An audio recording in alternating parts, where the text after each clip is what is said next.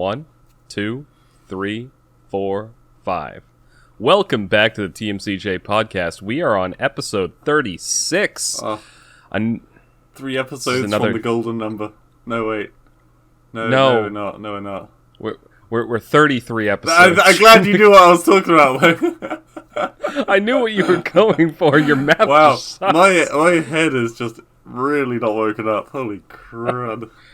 Unlike, in diametric opposite to last week, where we recorded this thing about 3 hours later than usual, this morning we started recording at 7:24. So, tell you one thing, I've been drinking so much coffee during the week recently. Yesterday, it was like the first time I didn't have coffee in like 3 weeks or something stupid, and my head was just in hell. Like, you get used to it when you have like a lot of it. Yeah. I mean, that's why I like tea.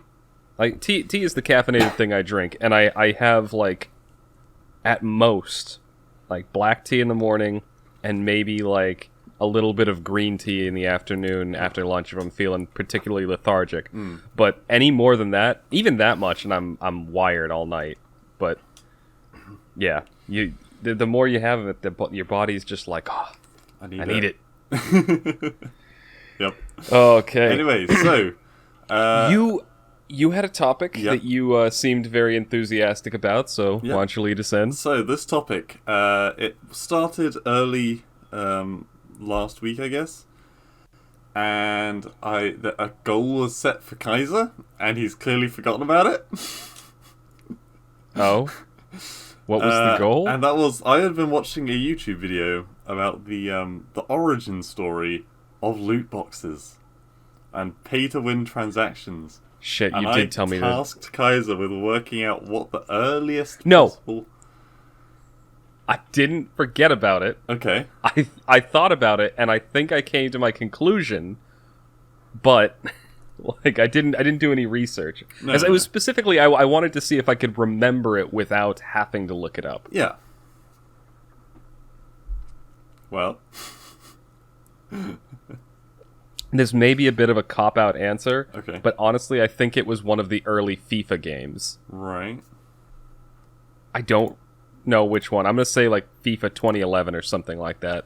Okay, well, right, bear in mind, I haven't watched the YouTube video for a good week now, at least, as well. It was indeed a FIFA game. Oh, yes! But the first ever ones, they were not pay real money.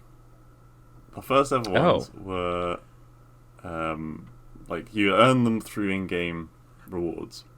Right, which is fair. I kind of like that. I mean, I'm okay with loot boxes as long as you... Even the ones that cost money, as long as, like, they... God, this is how accustomed I've come to it. No, fuck it. I'm not okay if they cost money. I'm okay if it's, like, an in-game thing. Yeah. And there was kind of three kinds of packs, which was like the cheap, easy one where you'll get lots of common cards. Then there's one where you'll have a couple of rare cards, and then there's one which will be like all rare cards, and they, value differently depending. Yeah. And yeah, it was literally it's not Ubisoft. That's not the one I'm thinking of. EA, yeah. And then every single game after that, really, they kind of were implementing this function. Yeah, so which FIFA game was it, do you know? I think it was... I don't know, I've got 2006 in my head. Okay, so I was even saying it was too late. But the thing about, like, I'll admit that the only reason I was able to guess that is I just thought, like, okay, loot boxes are scummy. Who's the scummiest video game company out there? EA. Yeah. Okay, what's a game that this would, like, go into really easily? A sports game. It's like, well, it can't be, like, a football game like Madden, because that would only sell in the US. So it has to be something international. That's why I went with FIFA. I think Madden got them pretty quickly. Yeah, it did. I know they have them now, or I'm pretty sure they have them now. I remember reading one time, some guy in...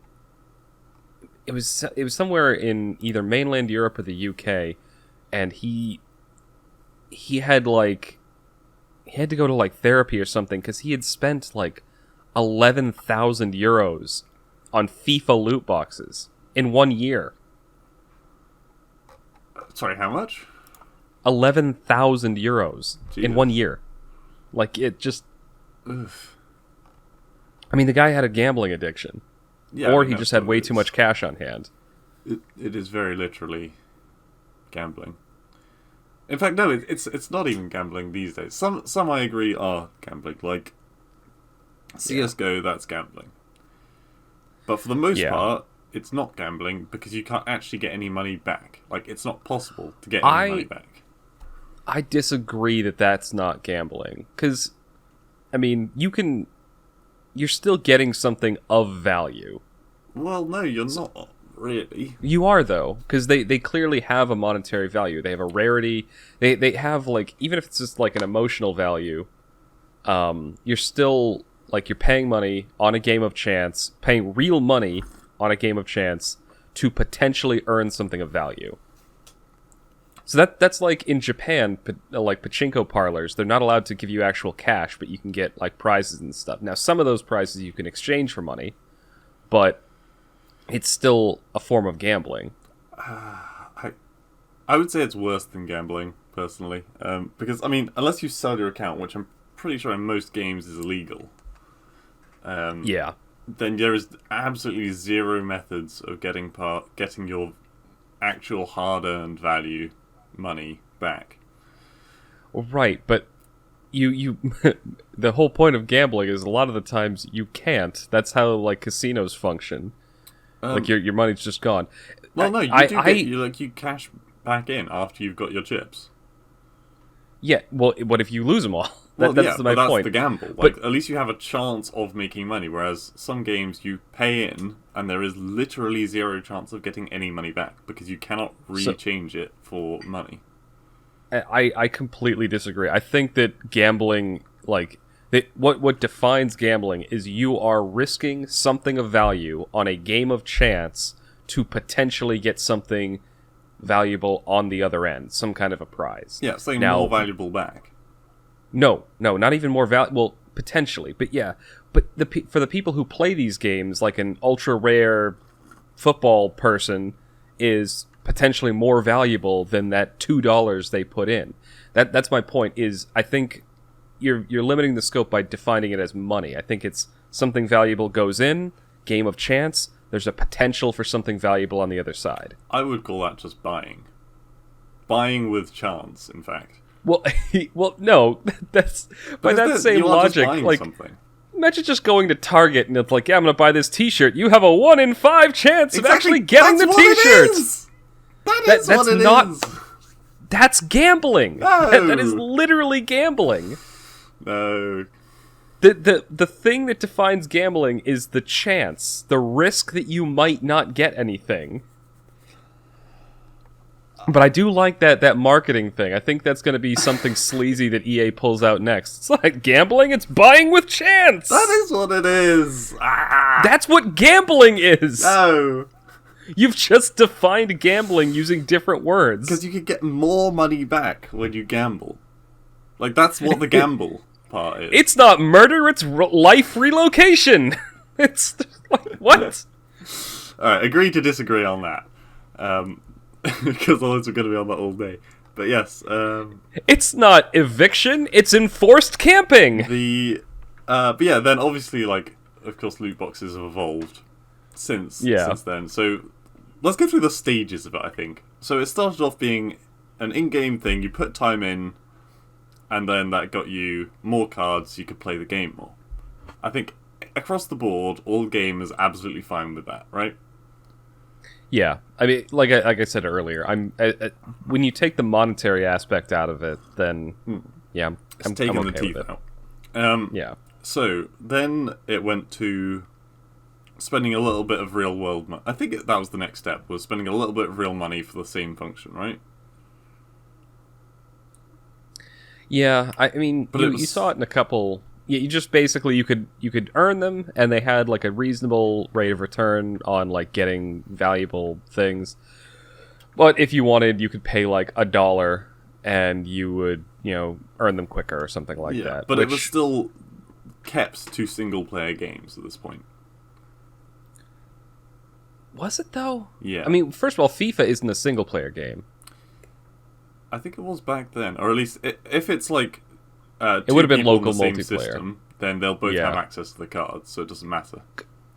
Well, but 2006, that was like you're getting to close to the height of Xbox Live. Like, I'm trying to remember when the Xbox 360 came out, but 2006 was when I was a junior in high school, and that was like we were playing Xbox Live like all the time. Like Halo 2 was the game at that point. So there was online multiplayer, but I don't think it was nearly as big as it is now. I'm trying to find the original game now. 2000 and one of the first games to introduce loot box-like mechanics was FIFA 09, so 2009. Oh, okay. Yeah, so online multiplayer would have still been big. Or that's like, it's riding high at that point, at least on consoles. I don't know. I am not a football fan. I don't think I've ever really owned... I've never owned a FIFA game, so I kind of write it off as not really... a competitive game, I guess. I know it is a competitive game, but people don't talk about it. It's like an unwanted cousin kind of thing. Maybe not in our circles, but I don't know. You get people... We had a couple like murders in the U.S. over Madden. Really? Like people playing a game of Madden and shit went sour, like somebody lost, and somebody got shanked. Yeah. But that was I can't remember how long ago that was, but I still actually little side tangent. When I was in high school, I remember going over to... I wasn't really big into the sports games either, because I didn't really give a crap. Yeah, you'd play at a party just for the fun of it, but like you would. Yeah, it was just over. It's something to do with my friends if they had it, but I never owned any of them because I never really cared. I preferred Halo more. Yeah, exactly. more intricate games. But with or at the time, also played a lot of RTS games. But yeah, whenever my friend's house, he had Madden something for the GameCube. I think this was like 2005, 2006. And we, like... I got there after they had already started playing a game. So, two of my friends were sitting on my friend's couch, and they were playing, and then he was, playing. And two of them were on one team, and one person was controlling the other team. And the guy who was solo on his own team was about to like make like this ridiculous score. Like he had taken the ball and he was doing like a 90-yard run to get a touchdown, which is ridiculous in real life, but in video games, whatever.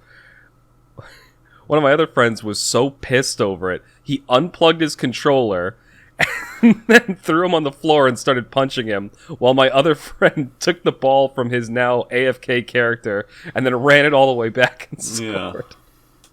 It wasn't like serious like punching, it was more like, just keep them fuck down, you, that was bullshit. Yeah, exactly. Just like general friendly roughhousing, not like actual anger. But even just that, I remember that happening. And yeah, people get heated over those games. I'm pretty sure roughhousing's not okay in this day and age. Oh, fuck off. But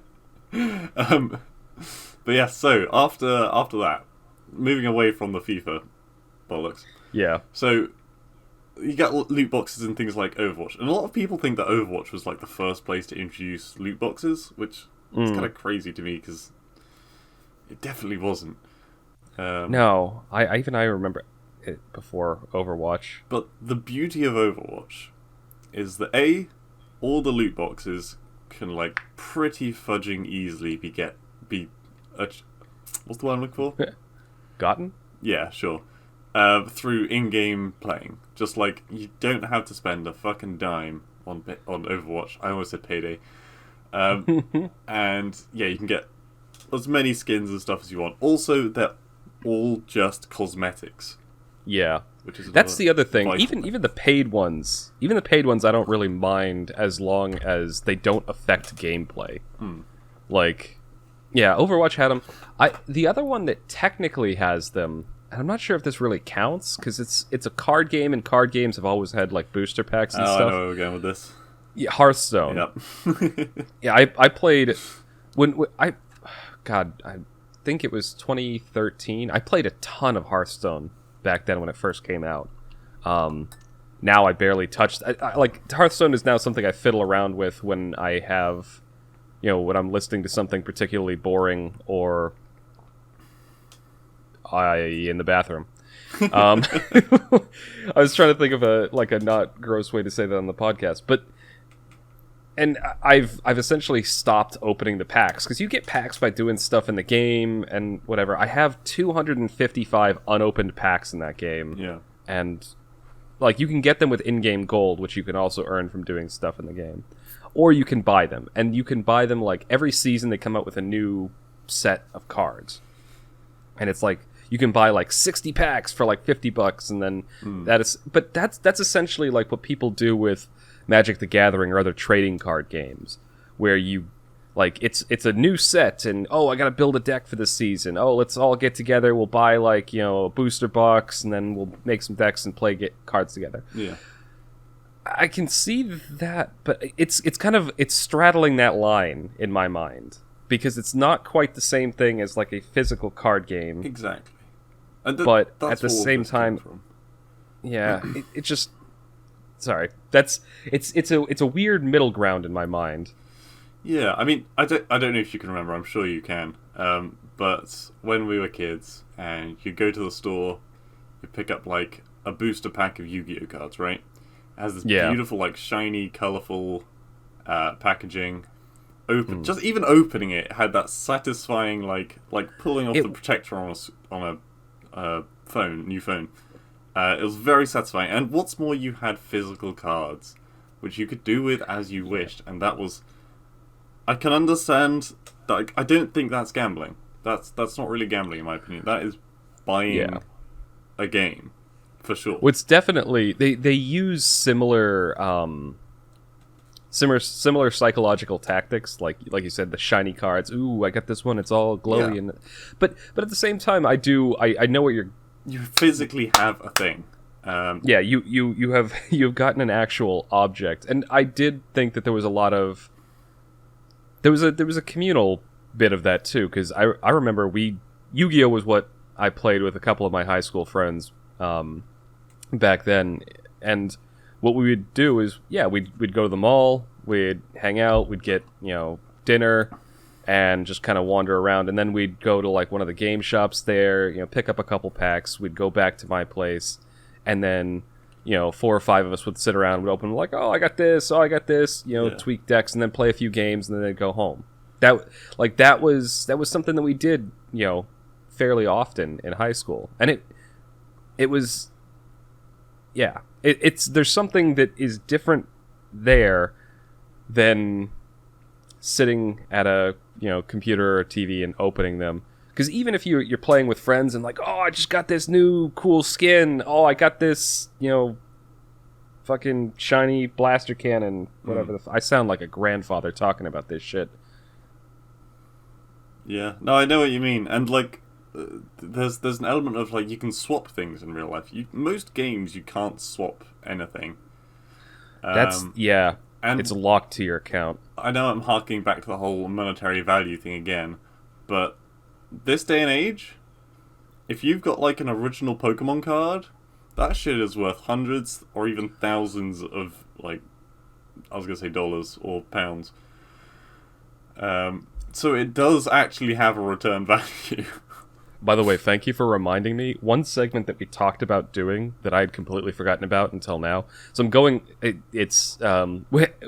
date of recording, not date this will be published. It's the day before Easter. I'm going home to visit my parents this Sunday. We talked about looking through my old Pokemon cards and seeing if any of them had, like, significant value. The binders are all at my parents' place. I'm thinking I might actually grab them while I'm there. And because we talked about doing a segment where we kind of live looked through them, poked through. But yeah, but harking back again to the to the point, that the most recent point, which was about Overwatch and good stuff. And then EA did the worst thing, and that is that they went to a purely competitive game, and they added not the loot boxes. They're not just like cosmetics for a start. They added loot boxes which give you stat boosts or stat bonuses in multiplayer games, and not just that, but their entire character base can only be attained through real world transactions and random chance real world transactions. Yeah. It's one thing when you have a competitive game where it's like, you can unlock this character through, working and playing for, 20 hours. Yeah. Or you can pay, $5 and you've got the character unlocked permanently. A lot of competitive games, especially free-to-play games, do that. I mean, I think Rainbow Six Siege is stingy as fuck, because it costs so much to unlock characters with in-game currency. So much. But it is possible. Yeah. But no, what the game I'm talking about is Star Wars. Battlefront 2, right? Yeah. Yeah. Even, just getting a certain type of clone trooper, and clone troopers are just boring fucking regular dudes. You have to pay real-world money and hope that you get him. And then, all of their weapons, same thing.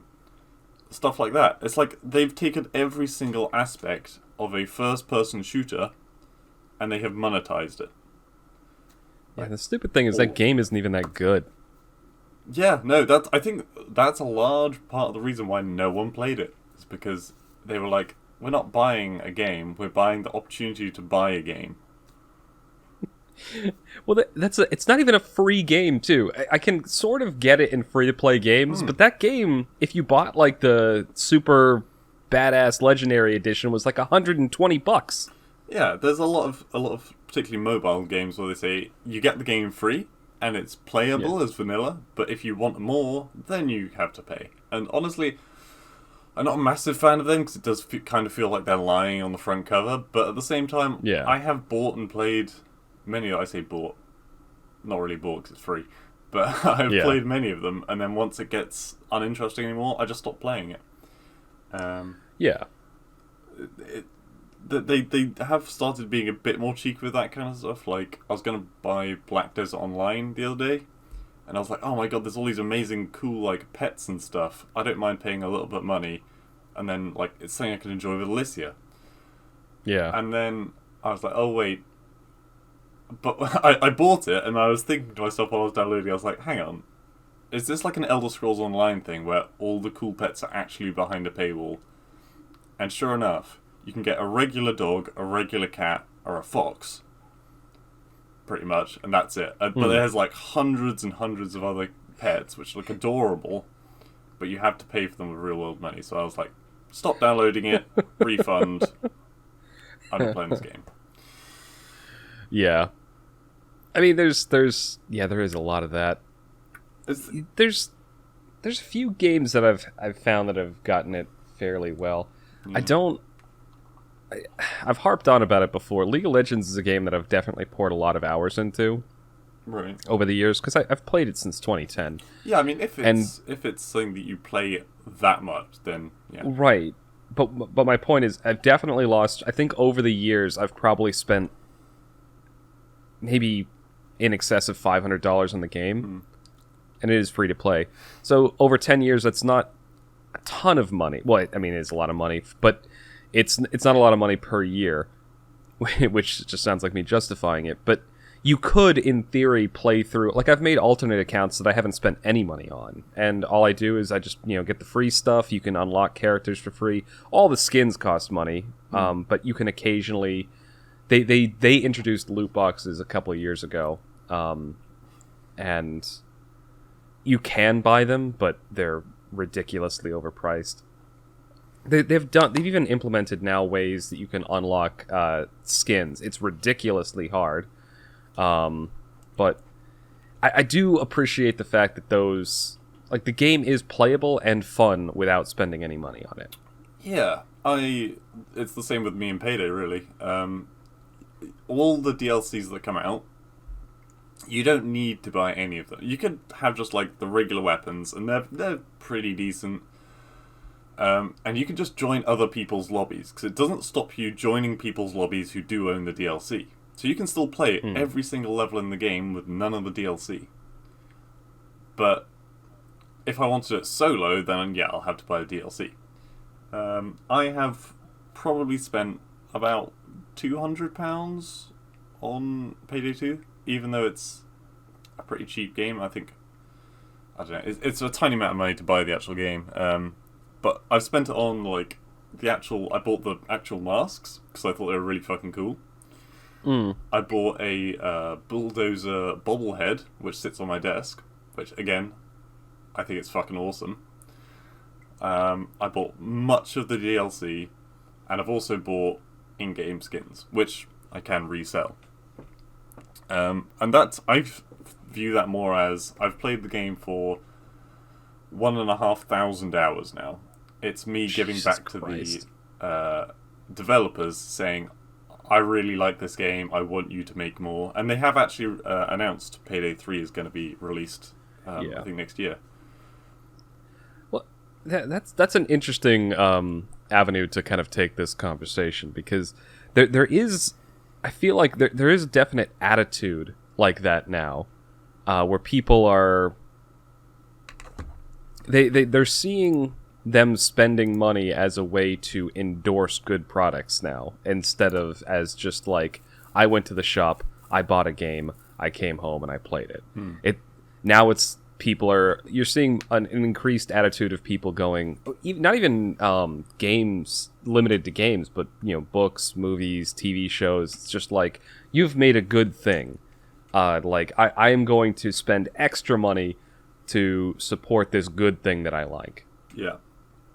And like I personally think it's a positive thing, because it's people realizing that, as the customers, they actually have the power to influence what these companies are doing with just their financial support. Although I do feel like some people take it a little bit too far. Like they'll support a shit product because they like, the developer or something like that. Yeah, I do remember staying up till like 1 a.m. as a kid waiting for Hotline Miami 2 to come out. And it came out and I was like, hell yeah, instantly buy it. I played it and it was just kind of a disappointment. But like, I had so much faith in them from the first game, because our first game was fucking epic. But the second game was just kind of... It was kind of the same. Like, they hadn't really done anything. They had like a segment that went into Vietnam, and you played in the jungles of Vietnam briefly. But they kind of corridored you down a single path where they were like, here's the gun you have to use, kind of thing. That is very not Hotline Miami. Yeah. Hotline Miami, by the way, for those who don't know, is like, picture like a 1980s disco fever dream, where you are playing as, so it's top down, you go in and you basically just kill your way through a building in this cocaine induced stupor, essentially, and every time you die you can just like immediately restart. Yeah, it's the immediate respawns which I think make it so special. It's like, it's a very fast paced game. It's not gory particularly. Like, okay, it's bloody, but it's all pixely and cartoonish. Yeah, so, it's like, it's an 8-bit aesthetic. Yeah. And yeah, everything is just, as Kaiser said, cocaine fueled, it seems. Yeah. Well, I mean, they made it look like the 80s. Yeah. In Miami. I mean, those two things are just kind of tied together. Yeah. I mean, I don't know if you've not played it, have you? No. I've seen videos of people playing it, and I've watched reviews of it, but I never owned it myself. The very last mission, I think of number 2, is that you suddenly playing as like a mob boss. You huff a bunch of cocaine, you step off of a roof onto a rainbow, and then the credits start rolling. It's just the weirdest shit. I thought you were gonna go with like a Tony Montana sort of thing. I mean, it is kind of. It's. But anyway, yeah. Sorry. Say hello to my little friend. He does like wipe out his entire, I think, own cartel before doing it. I don't know. Scarface was a good movie. It was. That was a good movie night. But yeah, shit. I'm sorry. This topic has wound on a lot longer than I was expecting it to. I know you had a topic to discuss. No, I can say that the one I had is something that we could discuss any week. It was just something that was annoying me. And maybe if we, have spare room in segment 3, I can slot it in there. But I had a lot of fun discussing this. Loot boxes are a thing that I think, especially for anyone who. Oh, sorry. One last thing that kind of rubbed me up the wrong way. Halo 5 had loot boxes. Oh. Like, that was... I don't think I've ever seen Halo 5. Well, it's by far and away the worst Halo. Okay. I'll be wide. Like, Halo 1, 2, and 3 and Reach were all made by the same developer. Actually, ODST as well. Halo 1, 2, 3, Reach, and ODST. Those were kind of the golden age of Halo, where it was made by the original developers, Bungie, then a split-off studio, 343 Industries, which used to be part of Bungie, continued to work on the Halo, and Bungie went off to, fail at making Destiny. Which, Destiny 2 is pretty good, but Destiny 1 was just a shit show. Right. Sorry, a little bit of a side tangent there. That's right. Halo 4 and 5 were made by this new studio. 4 was okay, but it started to have, like, a Call of Duty-esque feel, and it just didn't feel right. Like, it didn't feel like Halo anymore. They were modifying the gameplay too much. And then Halo 5 just went off the deep end. They had loot boxes. They took out a bunch of, like, really good playlists. They added in all of these weird mobility mechanics that basically made the vehicles obsolete. And the vehicles were, like, one of the best parts of Halo. And the story was also kind of ass. So, it just wasn't very good. But they did add loot boxes, and there was one game mode called Warzone, I think, where you actually used cards you got from the loot boxes to purchase vehicles in the mode, and to get, like, better weapons and stuff with modifications and things. Right.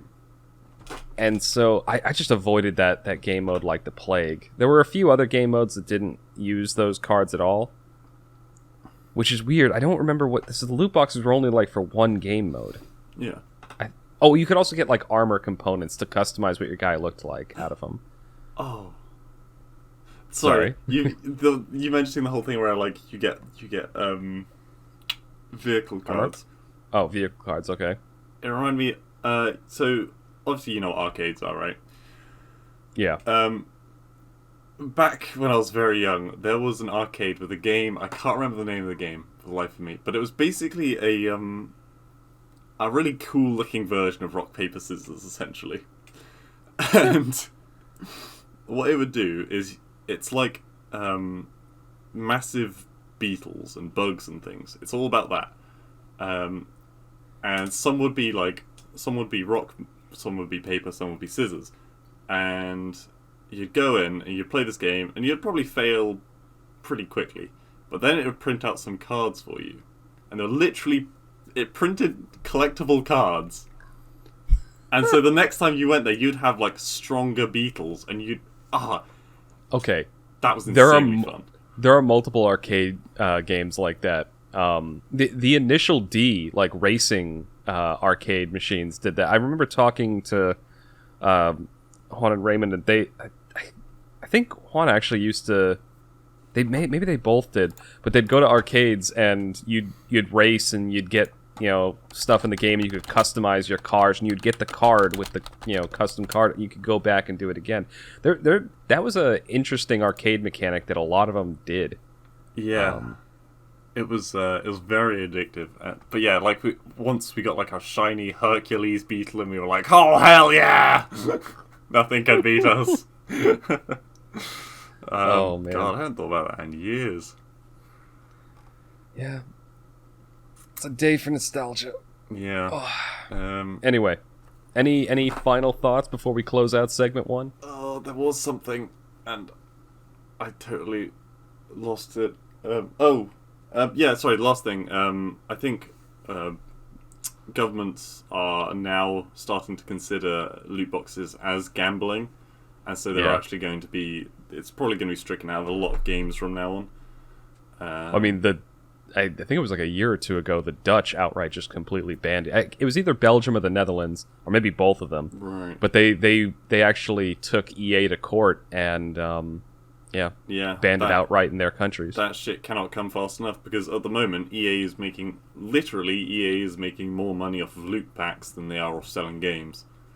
Yeah, this one I do have more to say about that, because I remember reading that they don't actually, most of the player base, they don't make much money off of with loot boxes, because most players will spend like, $2, $5, like maybe every couple months or so. What they make money off of is whales, like people who, like the same way that casinos make money when some big spender comes in there and drops a ton of cash on the tables and loses a good chunk of it. Yeah. That's what, like, they make their money by, like, this one, like that guy I was talking about earlier that spent 11 grand on cards in FIFA. But I think people probably figured it out. It's way too late now. FIFA's a soccer game. Football for you. Yes. But yeah, so I'm just another little interesting thing. It really is modeled in the same fashion as a casino, except in a casino, when you lose like tons and tons of cash, the casino typically like comps you stuff. Like, oh, we'll upgrade you to a suite for tonight. You lost, you get free drinks for the night or something like that. The casino still makes money hand over foot, but they kind of like, make you feel better a little bit. Yeah. So that you don't leave feeling bitter. EA doesn't do that. They just take your money and then kick you in the balls. Anyway, okay, let's end it there. This is going to be the end of segment 1 of the TMCJ podcast. Thank you all for listening, and you'll hear us again momentarily for segment 2.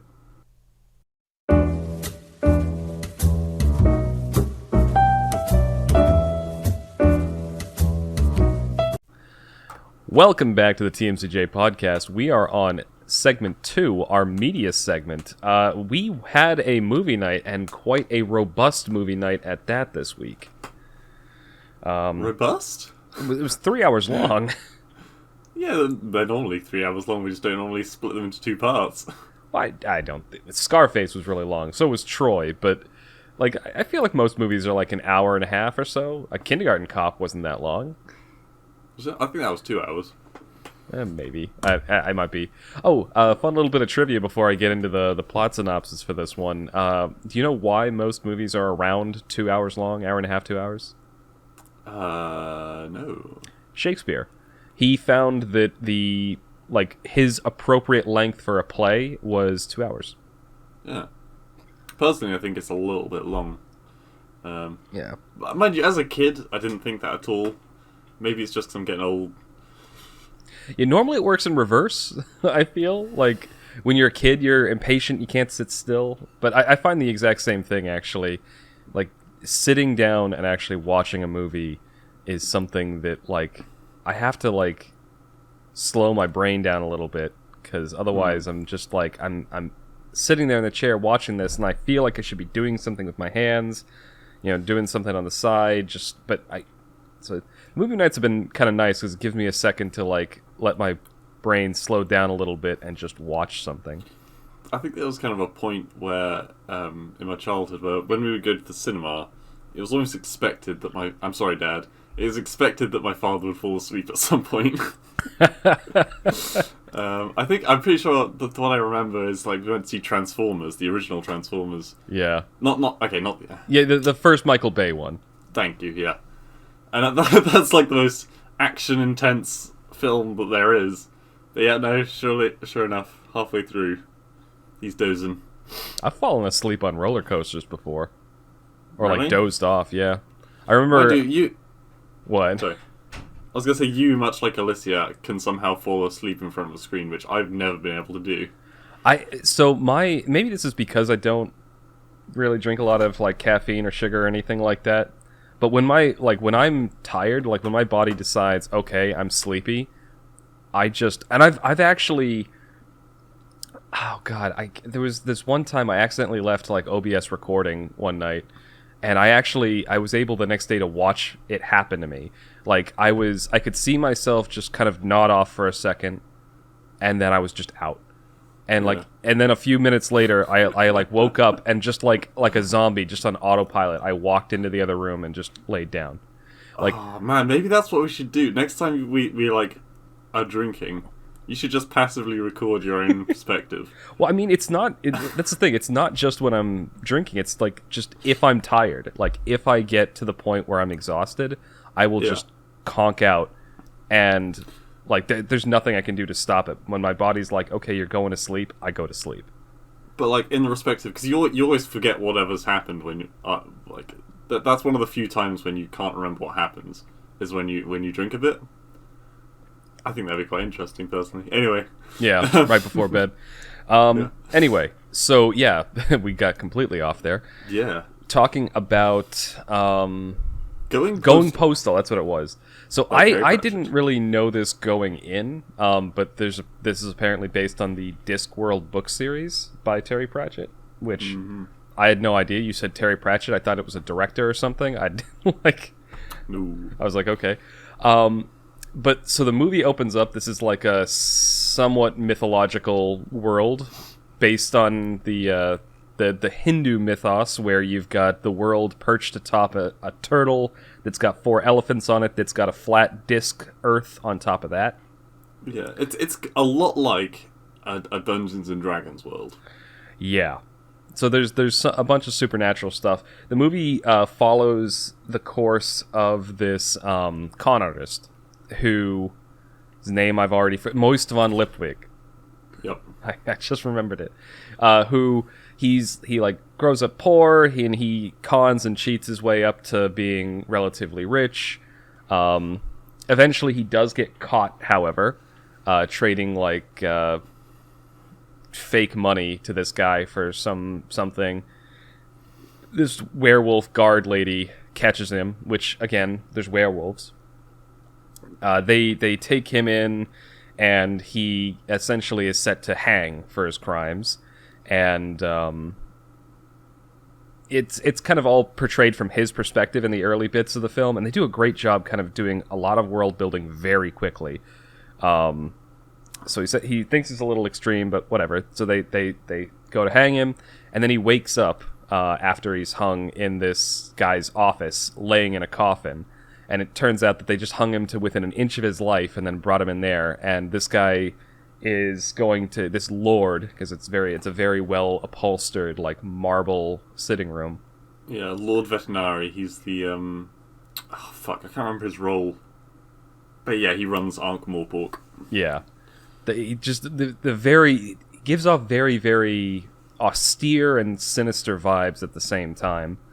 But he essentially gives him a second chance, and gives him the opportunity. Well, essentially tells him to go through this one door or do this job for him, and the door that he tells him to potentially go through is a bottomless pit. So essentially it's, he can go back and die, or he can do this job. And so the job is to run the postal service, and it's kind of quickly established through this conversation that there's 2 methods of communication in this world: long distance communication. There's the post office, and there's these things called the clacks, which are these giant towers that essentially, using light, do like a Morse code kind of thing. So like a certain number of flaps are open, that's the letter A. A certain number of flaps are open, that's the letter B. And then through that, it goes from one tower to one tower to one tower, and that's how they communicate. So it's essentially a more circuitous telegraph. Yeah, smoke signals, but on a grander scale. Yeah, exactly. And so he kind of tentatively agrees, tries to escape. Turns out that he has someone following him, a golem, because golems are also real. For those that don't know, in Hebrew mythology, golems were essentially these clay creatures brought to life using magic. There's more Although to they're it. very rare. Yeah, there's more to it than that in the actual like mythology. I want to say it was Hebrew mythology, but I might be wrong. Right. It was some Middle Eastern mythos that had them as like creatures. But anyway, so a golem, who is essentially this magical creature brought to life, made out of clay, who is his parole officer, I think they call him. Yeah. Yeah. I wanted to say ward for some reason, but that's the opposite. So he brings him back, and then the guy tells him that, okay, you really have to do this. So he goes to the post office. Turns out the post office is it's just a dilapidated ruin. There's only 2 people left working there. This one, like, really, really twitchy kid, and this very old guy who still has the title of junior post officer because junior postman, because all of the previous postmasters have been disappeared under mysterious circumstances. Yeah, they've either died or quit, and so no one's been around long enough to promote him. Yeah, and as they all died, but yeah. Well, yeah, but it's implied at this stage of the movie that they didn't die. Oh, okay. Because the guy doesn't tell him they died. That's why it's a big plot reveal later when he finds out they did. So at first he's like, not really taking it too seriously. He's really bitter about being forced into this role and everything. And then eventually he starts to think of it like a con, like, oh, I can do something to make money out of this.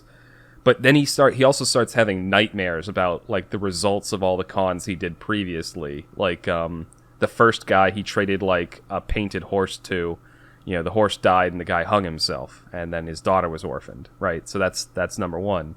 He has nightmares about like fake bonds that he traded to a bank, and the bank has to call in loans, and it bankrupts families, and the guy who accepted the fake bonds, he gets accused in his place and sent to prison, and so he starts having nightmares about, like Ebenezer Scrooge style, about all the terrible shit that has resulted from the things that he did. And then, so he starts to kind of turn around and starts to try and like, okay, you know what, I'm actually gonna, make this post office a success. But then very early on after that, he finds out that the other postmasters died, and he panics and, tries to run again. I think, does he run away, or he gets caught somehow and brought back, and then eventually he decides, okay, I'm gonna still try to do this, and he has like the golem like watching over him while he sleeps, so that the curse doesn't kill him. This is the part of the movie I'm kind of like struggling to remember, because I remember what happens after this. He starts to do a bunch of stuff to really make the post office start to pick up. Like he thinks up the idea of having stamps instead of having like actually putting a stamp on the letter to show it's been paid for. They actually have prepaid stamps, so they can make money that way, and they think about making them collectible. He goes and talks to this the main female protagonist in the show. She is like the head of a golem union or something like that. The Golem Trust, I think it's called. Yeah. And she, like, he needs workers, so he talks to her to see if she's willing to loan him some golems, essentially, have, golem workforce. And she agrees after some coercing, or coercing's probably not the right, persuasion. Anyway, all this stuff happens. It starts to become a success, and then you're introduced to kind of the main antagonist of the show, the guy who currently runs the clacks, the tower message thing. And it kind of is revealed that he is the one he's been doing what he can to kind of spike the tires of the post office, because they're his major competition. Eventually, it is revealed that he's also kind of the reason that the other postmasters died, but that's not imminently evident at that point in the show, but it's kind of implied even then that this guy's like sleazy as fuck. Let's see what happens next. I will say around this point in the book, which sadly they didn't add to the film, Moist gets woken up in the middle of the night, blindfolded, and taken to like a room, and then there's like these voices all around him saying, "The way of the postman. You must get past the hound of terror," kind of thing. And they have like a dog, like straining at its leash to attack him while he has to deliver a letter. And the dog's like coming at him, and he's like, "Oh wait, these are a really dangerous dog that kind of come from my homeland. I actually know how to deal with these things." And then the dog kind of just like starts like rolls over and lets him scratch his belly and stuff. And then they're like, the letterbox of doom. Its bite is like razor blades, and they've got like a letterbox with razor blades inside of it. Yeah, it's there's a lot of fun scenes that they cut out from the book, but obviously they can do all. Yeah, there are quite a few moments in it where his like skill as a con man actually makes him a very good postmaster, because he starts going on like a PR campaign. He delivers stuff, he does the stamp thing. He talks to the press, and he has a flair for the showmanship. The Offler thing. Offler, the crocodile god. Oh yeah, that's loves his sausages. So that's getting into the second half. So he kind of falls for the Golem Trust lady, and they start hitting it off, and he realizes, like, he's consumed with guilt because he realizes that her family her father was the one that invented the clacks, the messaging towers, but like he lost everything when the banks had to call in loans because of all the fake bonds that he sold the banks. And so her father lost everything, and that's when the sleazy guy took over. And he realizes as he's falling for this girl, he's like, he's consumed with guilt. He's like, I gotta tell her. So he ends up writing a letter, just everything that happened, confessing and trying to be honest, for once in his life. And she reads it and is furiously angry with him, and he makes a hash of the apology. And then the sleazy guy comes in and acts like he knows him, and they're buddies, which makes her even more mad. But then all of that's interrupted because now the post office is on fire, and like the whole thing's burning, the roof's falling apart. Like, he goes in there to try and save it, and to try and save the twitchy kid who was still inside. Stanley. What's his name? Stanley. Thank you. I'm just going to keep calling him a twitchy kid. That's right. And inside he ends up fighting a banshee, who it's revealed now that that's the guy that was hired by the sleazy guy to kill all the other postmasters and sabotage the post office. So through some magical shit, he manages to defeat the banshee and get outside, and he tries to talk to the... Oh, it's also revealed that the banshee was the one that was hired to kill the brother of the woman who was the daughter of the guy that invented the Clack Towers. Yeah, they kind of ham-fisted that scene of it. They were like, and the banshee suddenly reveals all, which was a little bit odd. Also, another thing that they... a fun little thing that they cut out from the book was that when he went back into the building, the post office had like a cat in the book. And so he saves Stanley and the cat, and the papers just report on the cat. I mean, I see why. I would only report on the cat, too. I mean, it's what the people like to hear. Yeah, like, why report on a creepy kid who likes pins? Yeah, so, anyway, he gets outside, and he kind of tries to patch things up with the girl again by revealing that piece of info, and asking her, like, if she is going to work with him to take down the sleazy guy. And she basically spits in his face and then runs off. And by spits in his face, I mean she kicks him in the balls. Yeah. And so the next day, it's just him trying to pick up the pieces. The roof is gone. All the backlog of letters have burnt up in there, and they're just, like, sifting through the ruins, essentially.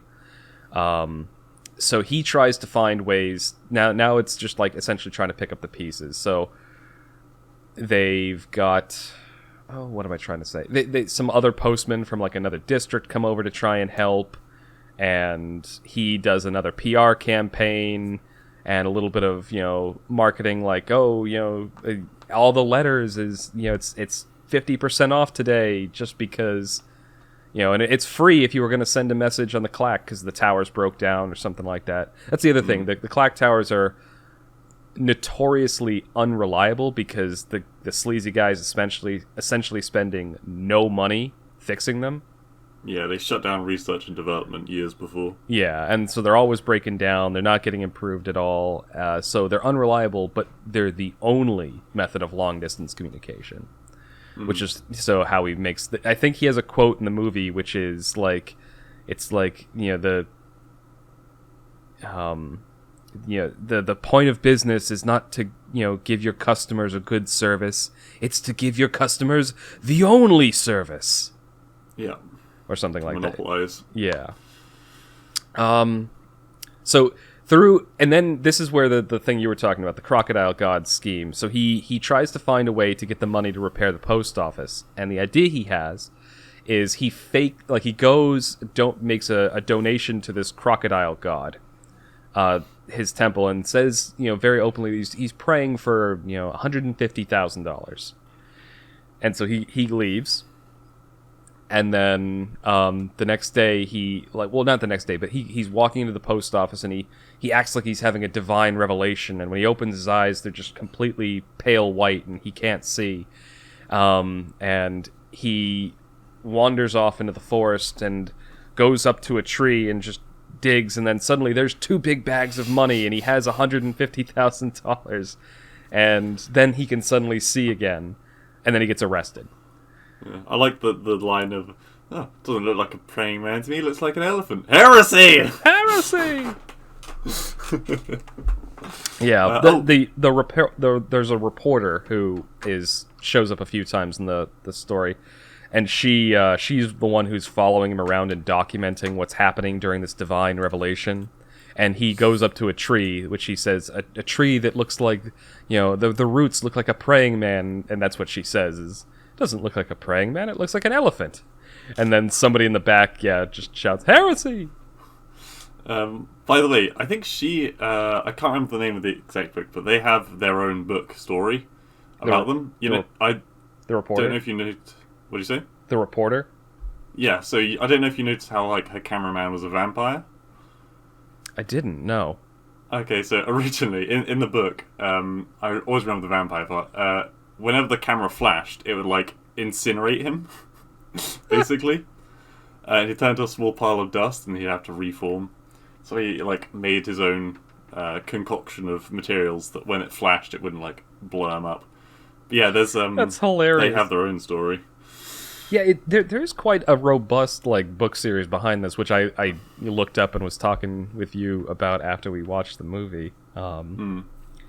Anyway, so it's revealed that, he kind of, the Lord guy arrests him and is talking to him, and it's revealed through the conversation they have that, he obviously faked the divine revelation. He used, turtle eggshells to make his eyes look white, and the money was all the money he conned and stole buried out in the forest. And so you think that he's now in trouble again, but the Lord guy kind of just... is okay with his ingenuity, but he won't let him just take the money. It all gets billed through his accountants so that the guy can't just run off with all the cash again. Yeah. He still clearly doesn't trust the guy. Although at this stage in the movie, it's kind of clear that he has really genuinely started to, turn over a new leaf. Anyway, so they repair the post office. They make it look nice and fancy, and they start doing business again, and then kind of a war, not a war, but I can't remember. There's a thing in history that happened like this too, where 2 big companies that are kind of rivals in the same space are doing an arms race of sorts to try and take each other's customers.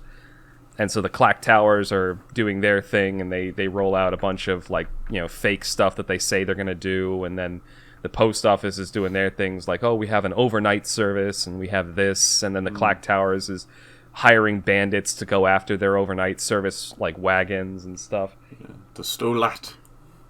So it all culminates in this point where they decide to have a race between a message sent through the clacks and a message sent through the post office. Yeah, and it's like the distance they said was ridiculous. It was like 1,700 miles, and I'm like, how does that, like, by cart that would take weeks. And so anyway, so he chooses to send, like, and then they let the post office choose first. It's also revealed at this point, because the Lord is the one who's deciding on the rules of the sort of the race. And so the post office guy, Moist, he will, like, if he loses, he gets hung, and if the other guy loses, then he just loses his business, which kind of, you know, kind of a fucked up thing to do. But you told me that the Lord guy was particularly ruthless in the books. Yeah, I mean, the whole world is a lot more ruthless than this is. Like I said, there's assassins guilds, just members just walk around freely. They're actually considered quite high upper class if you're an assassin. And so that context kind of put it in a new light for me, because when I was watching it at first, I was like, holy shit, this guy's fucking brutal. Yeah. I mean, he is definitely, like, probably the most dangerous person in Ankh-Morpork, because he is ruthlessly clever and he's a diplomat. Yeah. So, anyway, that all happens. The race, now, it's obvious that there's gonna, no matter what, the tower's gonna have a huge advantage, because they, you know, it's speed of light. But the post office has to take, like, a wagon and cart, essentially. I think they just went off a single man on a horse, but yeah. No, because remember, it was the old guy and the kid on the cart. It was a wagon. Oh, yeah. Yeah. Anyway, but because of that, the post office gets to choose what they send. So he chooses a giant, like, novel, essentially. Yeah. It was actually the biography of the Lord who was overseeing the race. And the idea is, of course, it's going to take a long time to put that through the clack system, and so it'll give him a little bit of a head start. But they're still not going to be able to do it. So he then works with the woman to come up with a plan to try and stop the race, and also reveal all the scummy shit that the sleazy guy did. So there's a derelict clacks tower, and what they do is they put a sheet up in between that tower and between two towers, like, because that tower went through them, and then use, like, a kind of a makeshift version of the light switch things to essentially send out the ledgers showing all these expenses for assassinations in the sleazy guy's, like, books. There's a whole other subplot that I kind of skipped as to how they actually got those ledgers. Yeah. So, I mean, technically, they didn't even need to send a postal package. They didn't, but I don't know. I got the impression from that Lord guy that even if they had handed him the ledgers, he still would have hung him. Plus, by doing the race, they also were able to get hold of the Clacks company and give it back to the woman. Anyway, quickly wrap up at the end of the movie. That works, and there's this big dramatic scene at the end that's kind of funny and crazy, and they manage to change the message, so they're reading out what happened, and at first it sounds like the book, but then after a little bit it starts changing to all of the assassinations and expenses that the guy spent from the Clacks company, and he panics. He blows up this magical thing and runs away, and then he eventually gets caught, killed, and it's implied that he chose to die. But the woman, she gets her company back, or her father's company back, and this guy, Moist, remains the leader of the post office, and they all live, presumably, happily ever after. And the bit at the end? Oh, are you talking about what happened to the sleazy guy? Yeah. Yeah, so he gets caught in the same way that Moist gets caught at the beginning of the movie. He's essentially tracked down, and the Lord guy gives him an option to either do some kind of a service for him or jump down the pit, and the guy jumps down the pit. Or it's implied that he jumps down the pit because they kind of cut away, and then a letter comes for that guy, and he's like, oh, he's in there, and the postman opens the door, and it's just a bottomless I thought that pit. was really mean. What? Like the poor postman could have fallen down the giant pit. Okay, I actually had the same reaction. I was like, what if he slipped? He's an old man. He would have just walked in there. But yeah. So that was. It took me a long time to get through all that, but yeah, it was a lot happened in it. Like, it was 3 hours, and it was 3 densely packed hours. Yeah, and it's kind of addressing all of Terry Pratchett's books address some one or more quite often political themes, or just like, so in this case it was Monopolies, reminding everyone that letters are so much more personal touch than a clacks or like a phone call in real life. Yeah, that kind of thing. Well, I think it also does address the issue of monopolies. That as well, like, yeah, a whole bunch of things. It talks about unions, which suck. There's another book which I quite like. I completely forgot about that subplot.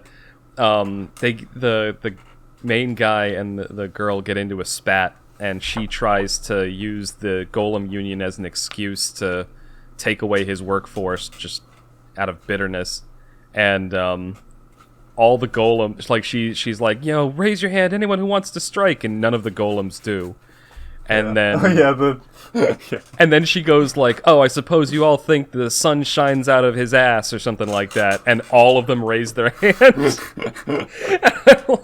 I legit started, oh my god, I laughed so hard at that scene. The golems were actually a very endearing characters. There's another book called Monstrous Regiment.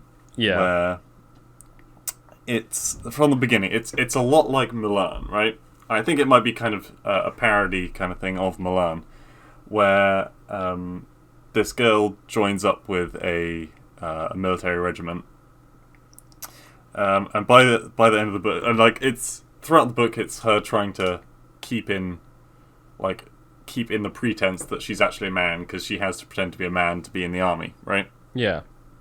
And near the end, through a series of strange turns, it turns out the entire regiment is made up of women, all pretending to be men. And also their commander is a woman.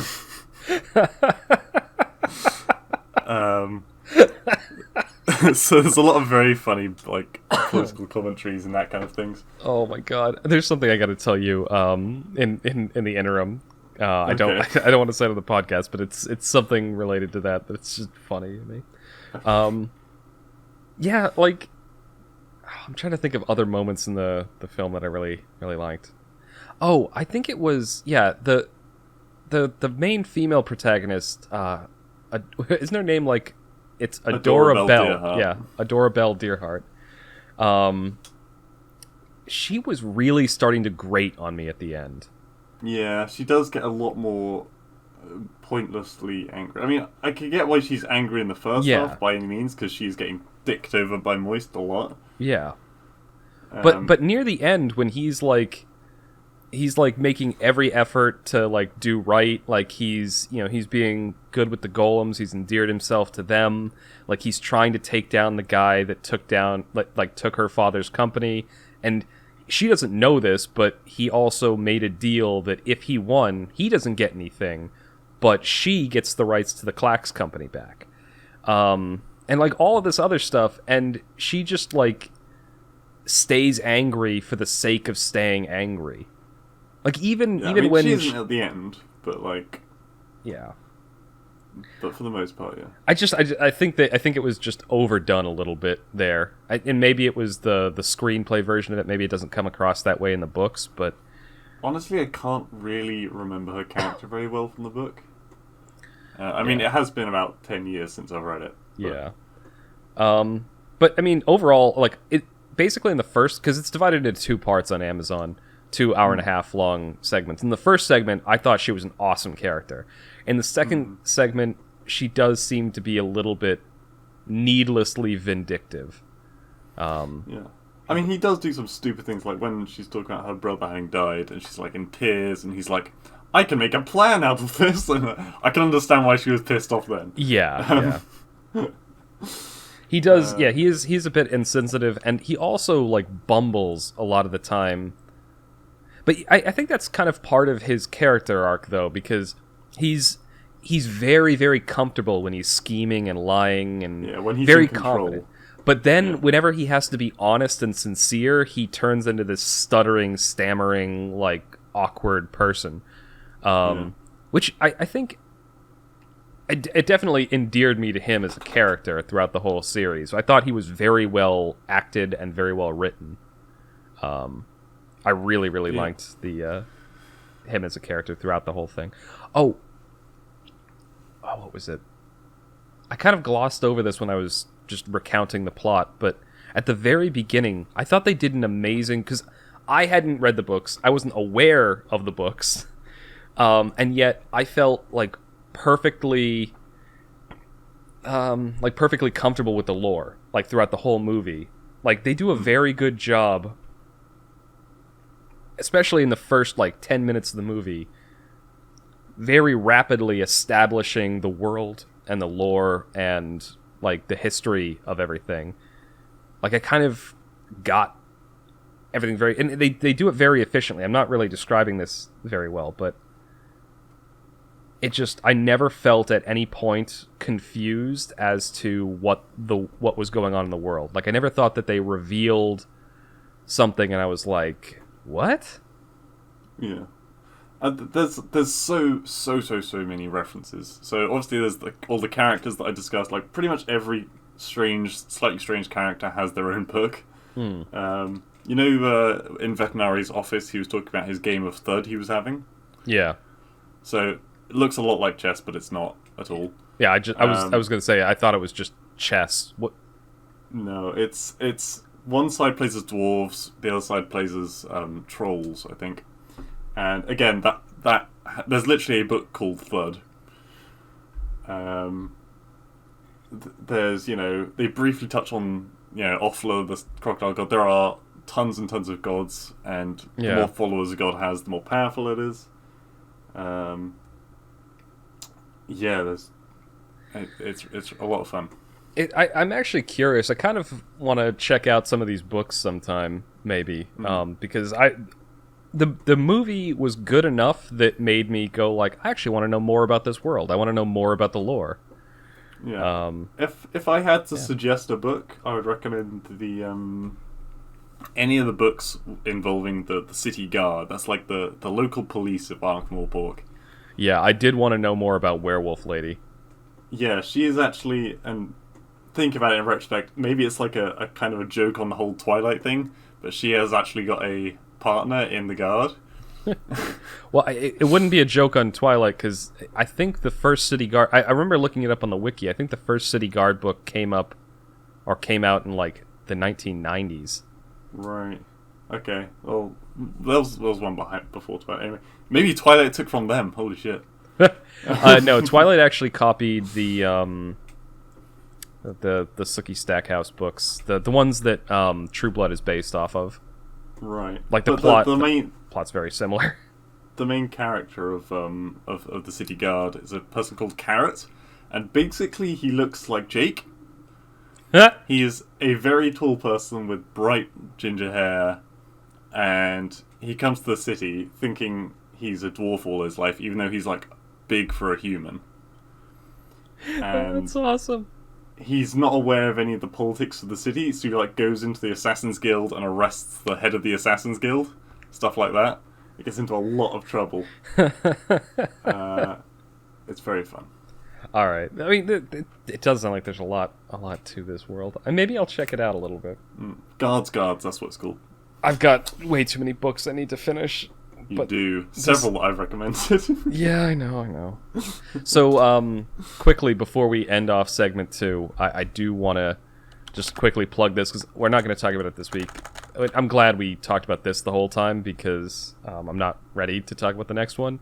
But I'm currently in the middle of reading Brave New World, which I touched on briefly last week.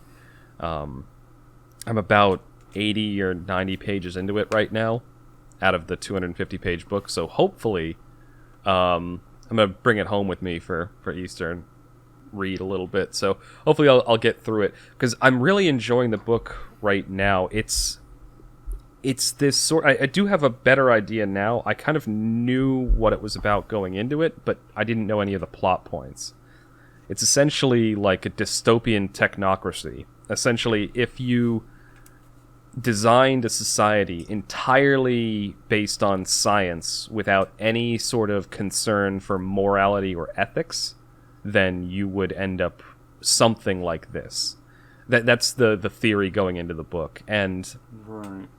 so you got things like a very rigid caste system, and it's all like engineered births and things like that. It actually relates a lot to our discussion about Kindergarten Cop last week. Jesus. I still can't believe we got into like designer children from that movie.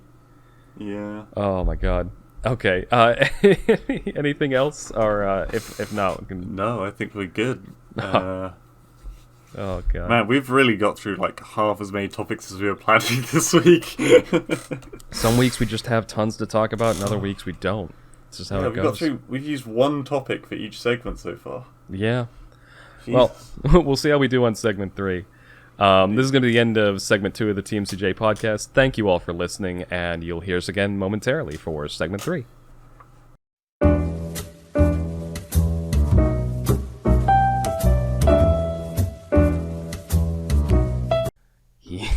Welcome back to the TMCJ podcast. Got him! I win! Welcome back to the TMCJ podcast. This is segment 3, our wild card segment, and he did it again, where he said something to my ear right as we started, and I thought I'd made it through. I thought I had held the intro, and then like right as I was about to say welcome back. Okay. That aside, welcome back. This is one of our kind of blank segments where we decided to do a little bit of experimentation. It's a Kaiser wild card, right? Yeah. I don't know if this is gonna work. Blue comes up with most of the ideas for our segment 3s, and I'm usually keen to let him do it. But I had this thought, and we'll see if it works. Essentially, what we're going to do is Blue is going to word, phrase, topic, and I will try to pull from my memory a story either from my life or that I've heard one of my friends tell from their lives. Something interesting, not like the mundane, kind of stories like I went to the grocery store and the eggs were half off. Oh my god, my gran does that all the time. I'm not even kidding. I got earlier, I think it was in fact yesterday. Yeah. I went downstairs and my gran was like, I'm so angry at the supermarket right now. So she got one of these like massive bags, which has a bunch of small bags inside of it with like pre-made salad kind of stuff. And one of the bags had like been attached to the outside bag by the seam accidentally. Yeah.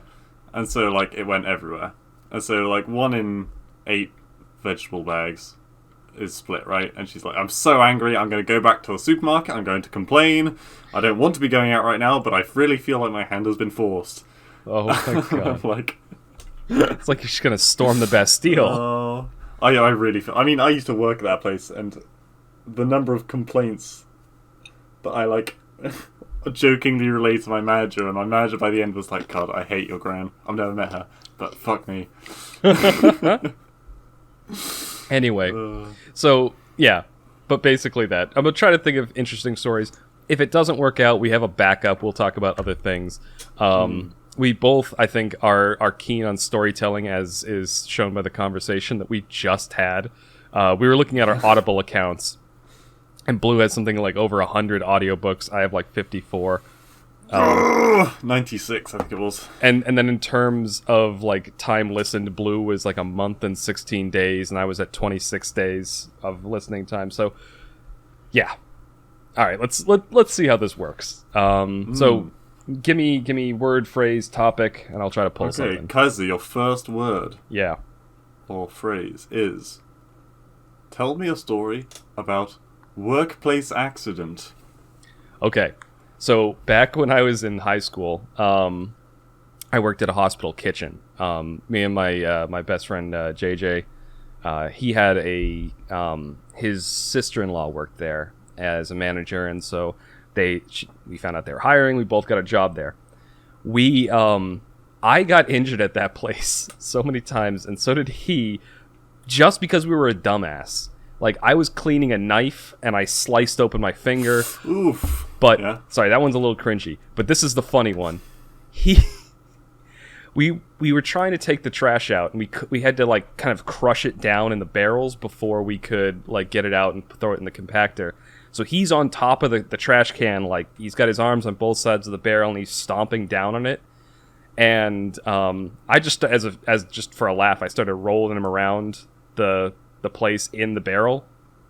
Right. At which point our manager came in and saw us doing that. She's like, "What the fuck are you doing?" And I was like, "Oh shit, hide!" And I kicked the barrel and dove into the office. But I kicked it too low, and so it went out from under him, and it threw him and the trash just out on the floor. And you know, she was okay friends with us, and so she like closed the door and she's like, "You guys are such fucking dumbasses." And so we cleaned everything up, you know, and everything. Like this was nowhere near the food for people who were panicking. This was just like, this was over in the back where we keep the trash and stuff. It was a very clean kitchen. But yeah. Yes.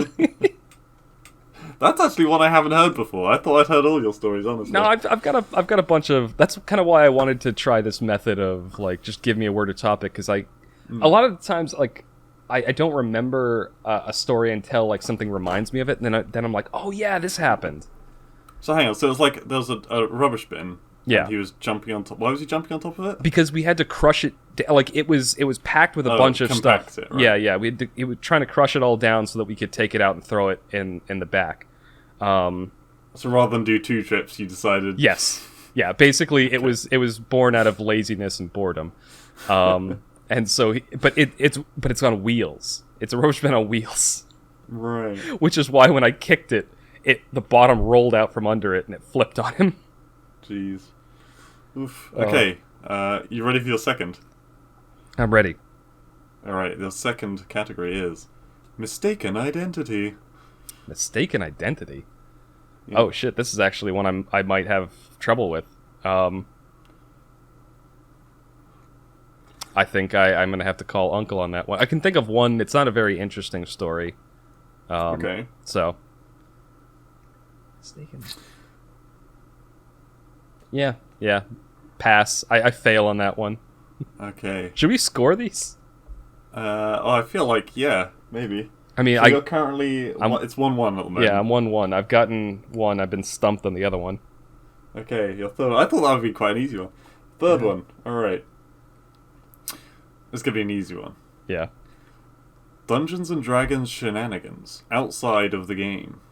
Oh, outside of the game. Outside of the game. Okay.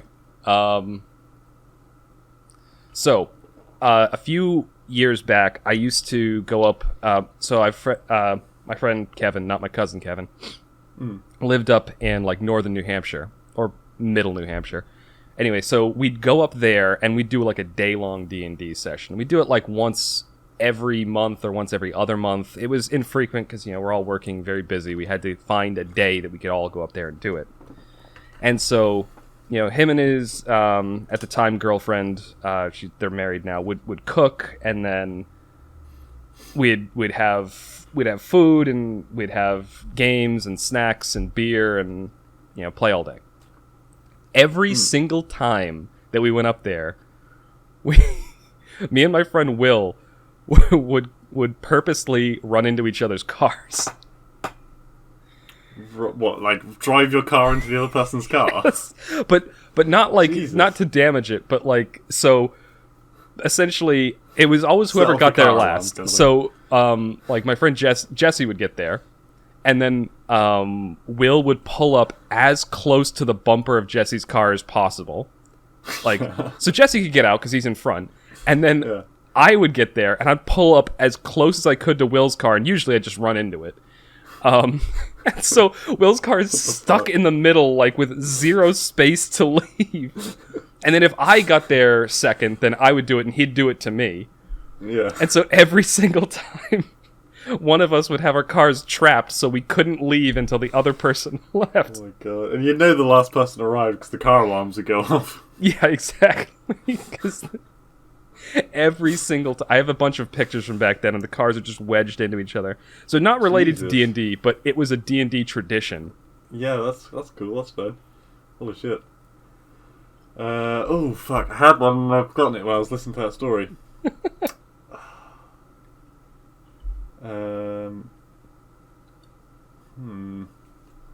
Waffle. Yeah. God. Now, you see, this is why I had you give me topics, because when you tell me talk about anything... A theme about waffles, go! Okay. Do pancakes count? Sure. Baked goods. So, we used to go to... Wait, is this the one I'm thinking of? Oh, yeah. So, back in college, I still have one of these cell phones, but it's kind of shittier. I had a flip phone, one of those, like, Casio, like, indestructible, like, phones. Yeah. So you throw it into stuff. Yeah. I remember we went to this is a college trip. There was an IHOP a few miles away from where our college was, and we went there middle of the night one time because it was open, like, to crazy hours.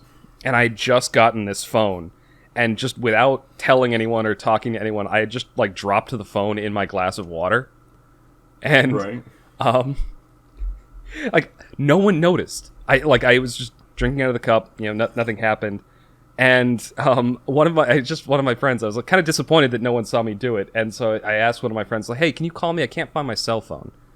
And then as I'm just drinking out of the cup, the whole cup starts vibrating and lighting up, and everyone sees it. Yeah, not a particularly interesting story. I don't have a lot of waffle stories. Okay. Okay, right. Drunken experiences. At so when I was just after college, a bunch of my friends, big nerds, used to go to anime conventions, and a few of them actually had panels at these conventions and stuff. And a lot of the time, like when we didn't have anything to do in particular, it'd be just a party, drink and do whatever. I had made this joke costume out of the anime Ghost in the Shell. Ghost in the Shell, it's about, like, cybernetic bodies, and, the Ghost in the Shell is, like, does the human consciousness really live on? Does it have a soul? Stuff like that. I had made a joke costume that was just a sheet, right, with a turtle shell. And I called it the Ghost in the Shell. It was a stupid joke. But, I also made the decision to fill the shell with concrete, so I could fall back on my back and, like, spin around on the shell and stuff. And I embedded speakers into the concrete so it would play music and stuff. It was an elaborate costume. But very elaborate. I'd been drinking a bit, and I was exhausted from carrying around this 40-pound turtle shell on my back. And so I was kind of, like, dozing off in the elevator as we're going back up to the hotel room at the end of the night. And this one kid behind me was just talking shit. Like, I don't even remember what he said, but he was basically just, talking shit at me. And my friend Will just gently pushes me, seeing me kind of, like, dozing off. And I lean back and I fall into the guy. And so now he's pinned against the back of an elevator, like, under this 40-pound turtle shell. Jesus. And, and then by the way, because I fell on my back in the thing and I used, like, crappy concrete, I was dripping, like, concrete all throughout the hotel, all throughout the like, not like liquid concrete, but, like, bits of stone. I was essentially, like, shitting gravel throughout the entire convention. So there. Drunken shenanigans. Bam. Okay. Oh fuck! Again, it was nothing where I got something in my mind, and I listened to the story, and then I forget what I was thinking.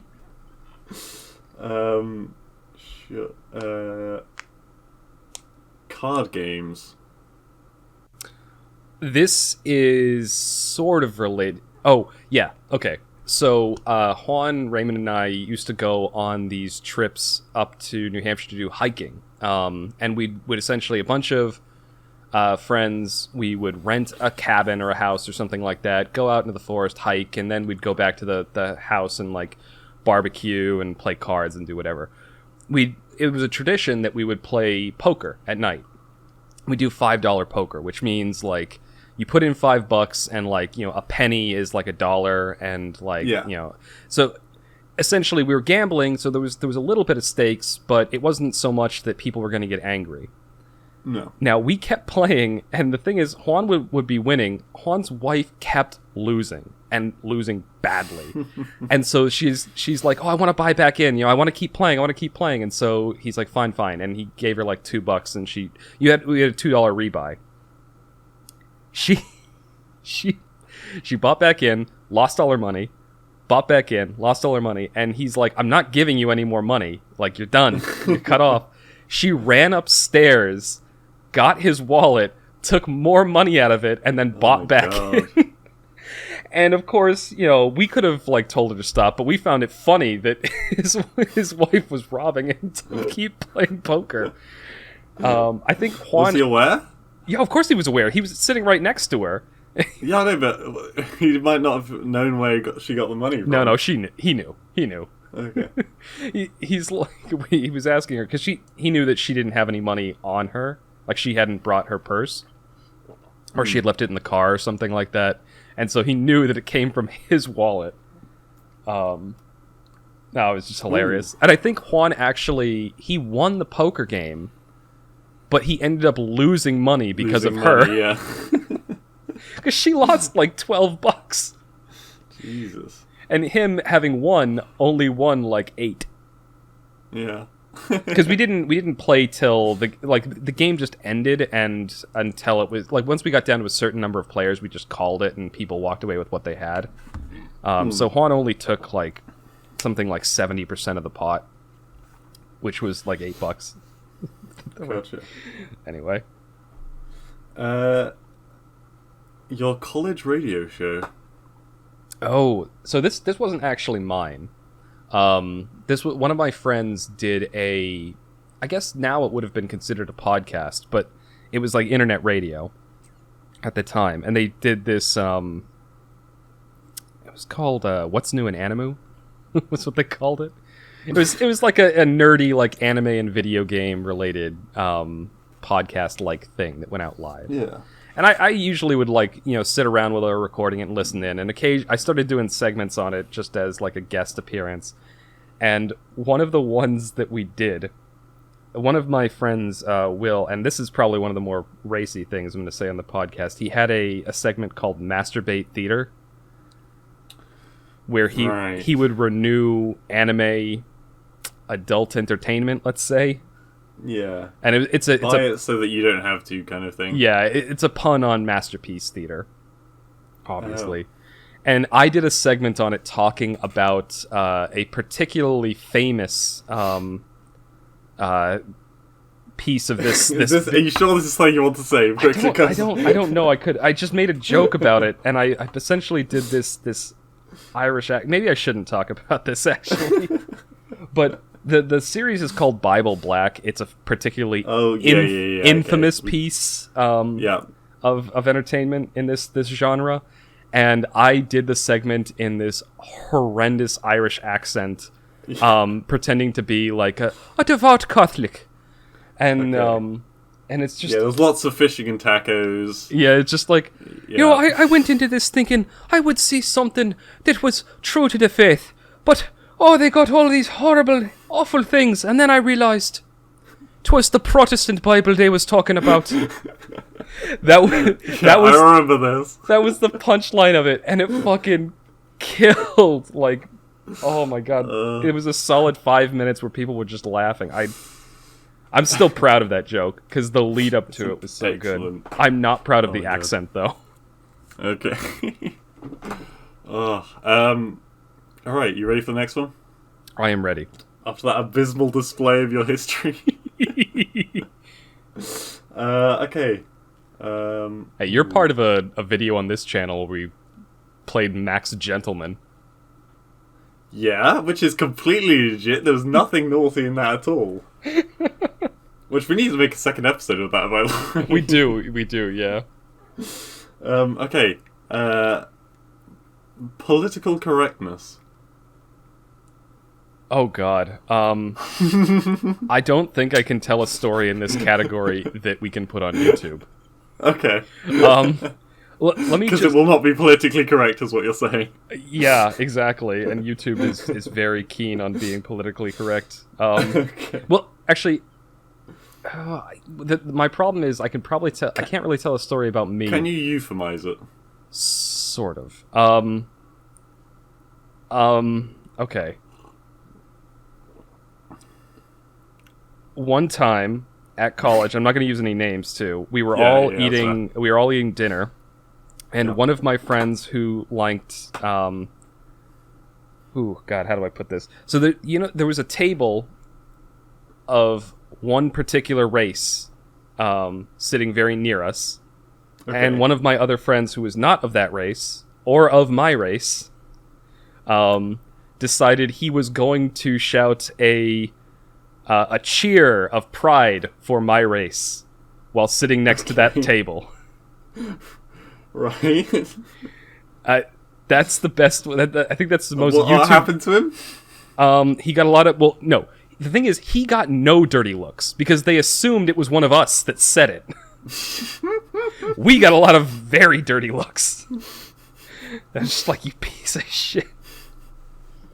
Okay. I think that's probably the best way I can euphemize it. All right. Without using names.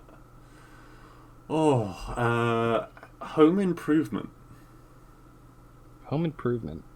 Yeah. I can already think of one from you. Yeah. Okay. Well, this one isn't necessarily home improvement, but it's kind of home maintenance. Yeah, that's kind of what I was going for. So one April I was home visiting my parents, and Massachusetts, we get crazy weird weather. Like sometimes it snows all the way into April or May. Mm-hmm. Sometimes it's tropical in March. Like you never know what you're going to get in this part of the world. It had dropped like 2 feet of snow, and it was like wet, heavy snow, and they were worried it was going to stick and like to the garage roof. And so rather than use like one of those snow rakes, because we didn't own one, or get a ladder or something, I climbed out of one of the bedroom windows onto the garage and was just I was up standing on the garage roof just shoveling snow off. And It's like, well, if I fall off, I'm going to fall into snow, so it's not going to be that bad. I didn't fall, but there's plenty of pictures of me like just on the roof as if I was shoveling a driveway. Yeah. Was that the story you were thinking of? What were you thinking of? No, I was thinking about your toilet incident. Oh, like when it started flooding? Yeah. Yeah, so that's something that happened here. The seal on the bottom of my toilet failed, and so it just started seeping water out into the bathroom from the bottom of the toilet. And it wasn't like... Wasn't it because of someone else in your building? Oh, you're talking about that. So I've had multiple plumbing issues in this condo. So there was the time where the toilet wasn't flushing, it was clogged, all the drains were clogged. I had to get somebody to come in and look at it. And it turned out, I didn't have to pay for it because it was outside of my unit because I'm in a condo complex. They found in the drain like a big chunk of frozen tampons. And I'm like, because I had the supervisor the super for the condo in there, and I was like, so this clearly isn't me. No. Like, I'm clearly not the one that caused this problem. Standing there with your thick beard. Like, I'm pretty sure that I am not the person who flushed a bunch of tampons down and then they got froze in the pipes. Oh my god. Yeah, no, I'd completely... You're right. That would have been a very good story. I didn't think of that one though. Okay. Gardening or other nature outdoor activities. Okay. Back when I was in... I would have been very, very young, like elementary or middle school age. So, like, somewhere between the ages of 5 and 10. We had a big garden out back. And in our backyard. This is a really shitty story. Is it? Do you want a mulligan? I think I might have to mulligan this one. If we're keeping score, I think this is what the second or third one that I got. No, this is the second one that I just didn't. Much like in the quiz, I'm not actually keeping score. It's whose line is it anyway rules. The points don't matter. Oh man, I love Whose Line Is It Anyway. Yeah, God, I love that show. Yeah, I didn't know about it until like a year ago, and I watched like all the episodes. From the 90s. I used to watch it so much, like because there's a U.S. version and a British version. The U.S. version, yeah. I've only seen the U.S. version. I think there's a British version too. I'm not positive though, but the U.S. the one with Drew Carey and all them that was really good. Yeah, that's the only one I've seen. But yeah, the gardening story, yeah, there's not much. I like working outside. I did have some gardening stories, but the ones I can think of are either just boring or depressing. Oh, depressing gardening? I can't imagine. Yeah, I'll tell you after the podcast. I don't really want to mention it here. Fair enough. Okay. Trash talk. Surely you've got some good ones. Yep. Oh my god. So much choice. I know that's the problem. There is quite a bit of choice. So I'll while I'm thinking, like in the back of my head, just one quick story. On League of Legends, like they'll ban you for toxic kind of trash talk, or just not even toxic, just trash talk in general. I doubt it stops many people. It doesn't at all. It's still an extremely toxic game. And honestly, I've never been banned for trash talk in that game, and I've said some vile shit. Like nothing like truly hateful, but I've fucking go burn in a pit and die, you piece of shit, dick-sucking motherfucker. Yeah, some Jeremy Clarkson stuff. Yeah, exactly. Okay. In fact, maybe not that strong. Probably, I don't know. So back in the Halo days, this was probably the peak of trash talk. But I'm not going to use something that like is sweary. This was a very, very creative, and I'm categorizing it as trash talk because we were essentially like flooding the microphone, fucking with someone else. Right. So my friend George's birthday, we decided to all get together and play an eight-man game of Halo. Like this was online, and there was a game type mode called Big Team Battle. It was 8 on 8. So we had 8 of our friends on one side, and we start playing. Capture the flag, and we get to... Halo 2 had what was called proximity voice, and there was no option to go into a private party or something like that. You had the voice chat on. Yeah. And so if you got close enough, you could hear everything. So you talk to people, and you could hear your opponents talking if they got close enough. So you had to like be aware of that when you were talking. So it actually behooved you to be kind of quiet as you were getting closer.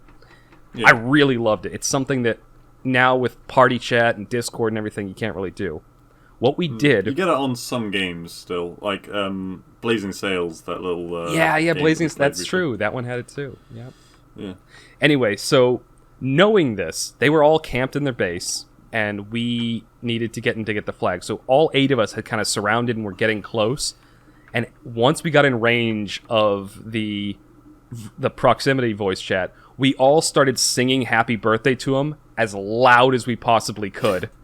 Right. So they could not communicate. We could hear them trying to shout over us so they could hear each other, but they could not communicate at all. And we'd all discussed the plan ahead of time, so we all knew what we were doing in the base, and we got in and we won the game. But we flooded their voice chat with happy birthday. And they couldn't talk to each other. Oh my god. The example that came to my mind first was predominantly you, but also me and Scott doing the Godfather voice. Oh yeah. On Valorant recently. Yeah, that's a video on the YouTube channel, The Godfather of Valorant. There was this kid who, like, he sounded like he had been smoking since he was 8 months old. Like, he had the, hey, And so we did the Godfather voice to him. Just like, hey, kid, you're gonna rule this city one day. You gotta believe in yourself. Don't let anyone call you a bitch. It was so good. It was. I think that got quite a lot of views as well. It did, yeah. No, that video actually like spread around quite a bit. Like, it was one of my most viewed videos in recent time. Yeah. Okay. Clans/guilds. Clans/guilds. Okay, so again, going back to Halo 2, they had a clan system, and we had a joke clan. So a lot of us had alternate accounts, and some of us had main accounts. We never had like a serious clan or guild, but the one we took the most seriously, we called it the Digits. And so whenever we played a game with the Digits, we all had to change our icons to be a number. And there were legit rivalries and fights over different numbers in that guild. Like, I want to be 0. No, I want 5. I want like that sort of stuff. Yeah. And we actually took that clan pretty far. We'd only play like 8v8s, the big team battles with the clan, and we had a pretty big turnout for the Digits. I got into a particularly intense rivalry with one of our other players over the number 5, because 5's my favorite number. And I think we ended up like dueling over it in Halo to get the number, and I lost. He ended up with the number 5. Oh. Yeah, I was quite sad about that. I think I got what number did I got 9 or something like that. Oof. Yeah, I know. There wasn't any sort of ranking. It was just whichever number you liked best.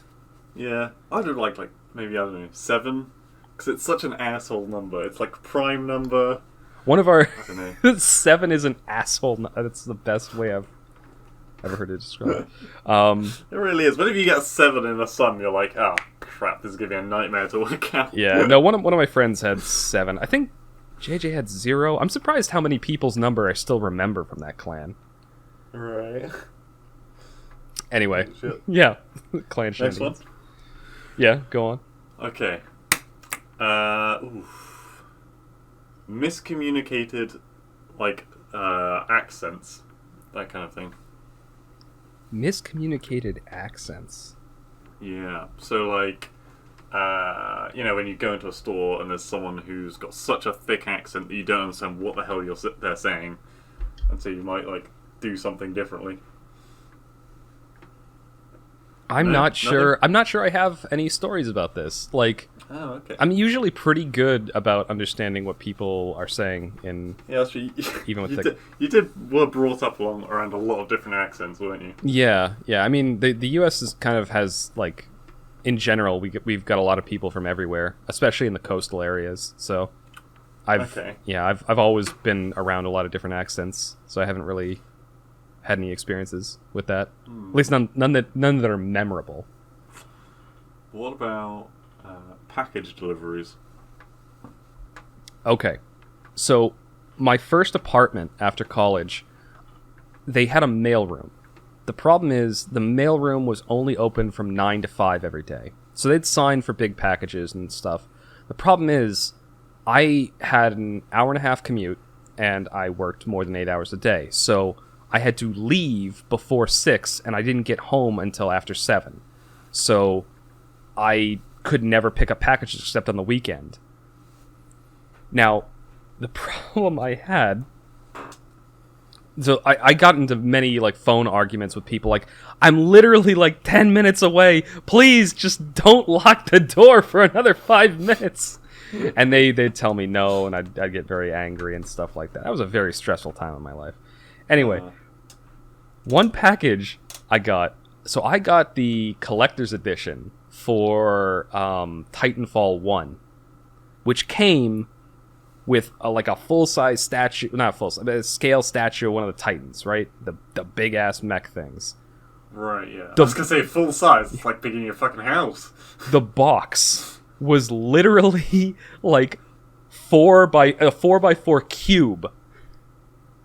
It Wait, was 4x4 what? feet. So basically like a meter. Holy shit. Yeah, it was a little more than a meter cubed.